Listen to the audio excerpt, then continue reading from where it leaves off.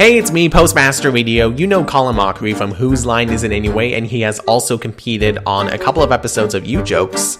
And you may also know Sean Mulvihill, the director of a great improv documentary called Act Social. Well, last week I had the opportunity of a lifetime to chat with both of them on Act Social, Whose Line, and overall this magical world of improv comedy. The link to the full interview is in the description, but for now, here's a sneak peek. Something I found kind of interesting is, Colin, even after you being on Whose Line Is It Anyway for so many years, there aren't that many people familiar with improv. So, and I'll start with you on this one, Colin. Why do you think it is that still to this day, not a lot of people are familiar with improv, let alone even heard of the word improv? I have no idea. Right. You know, when I started doing improv, we were kind of starting at ground zero. You know, Jonathan Winters, I guess, was sort of the first sort of famous practitioner that people knew, and then Robin Williams came along. But when we started our improv troupe, we had to go into the McDonald's next door, pull people out, say, hey, come see our show. And they say, well, what is it? And we go, well, we don't know yet. You have to yell things at us. And then within a year, it was a big cult thing in Vancouver where we were doing this. And then when Whose Line came along, that certainly helped. It put improv into the social consciousness. I'm really not sure. And there's a part in the movie where Sean's going around asking people, do you know what improv is? And a lot of people still don't get it, which I truly don't understand. I mean, just from Whose Line's been on for like 100 years now. Yeah. There's people like Christopher Guest doing like improvised movies. Robin Williams, one of the biggest comedy stars in the world, people sort of knew he was making things up on the spot. I don't know if it's just the word for some reason doesn't stick in their mind. I really don't have an answer for it. Yeah, it's a mystery. Anything to add to that, Sean? Well, I think, Saturday Night Live and Second City, they made sketch comedy really well. And the thing is, everyone knows what comedy is. Everyone knows what stand-up is, I think. It's hard to say. I guess it's not the art form that's the most well-known. I mean, gosh, I'm at a loss too. And I think it makes no sense. Yeah, it makes no sense. Laura Hall, am I allowed to swear on this? Go ahead. It's fine.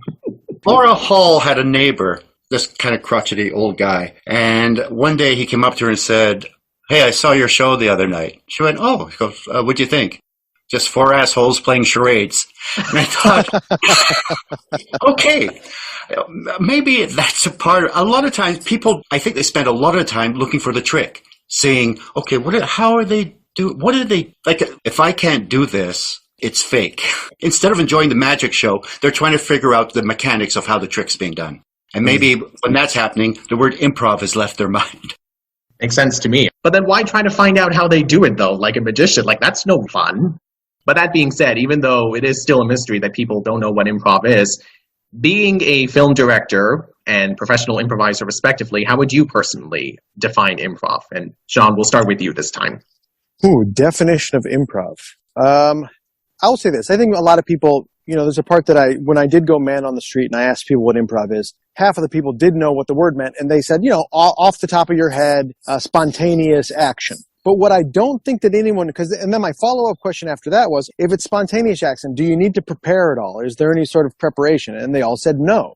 And I think that the thing that people don't understand is that guys like Colin and Brad and all your great improvisers, they rehearse nonstop. It's just, you're not memorizing lines, but you're rehearsing techniques and principles that need to be put into action when you're improvising. Just like when the army or the military is preparing for a battle, they don't know where the bad guy is going to be standing, but they know how to look for bad guys. You know what I mean? So improv is a different kind of preparation. And like a jazz musician, like for him to be a good improviser, he's got to listen to every great jazz artist that's come in the last 100 years to know what's out there. He has to know the canon in which he's playing. And the same thing with salsa dancers. You got to know all the moves, and then you can improvise because you already know what's available to do. So there's a lot of preparation that goes into improv that I don't think people realize.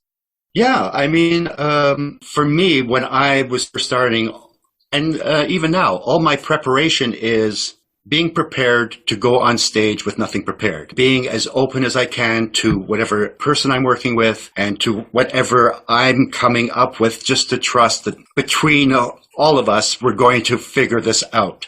It's like we all have the little skills. And in one scene, I may be, supporting Brad, and he may be setting up the narrative of the scene. The next scene could be totally different, where I'm driving it through and he's supporting me. So we're constantly changing and being prepared in that way, being prepared to be unprepared. You know what? I think that's the best way to put it, being prepared to be unprepared. Well said, Colin. Very well said. Again, the link to the full interview is in the description. Keep in mind, you'll find it on Spotify, iTunes, Spreaker, iHeartRadio, and Podchaser. And I'll see you guys again next week with another all-new Ujokes podcast. Bye for now, guys. See ya.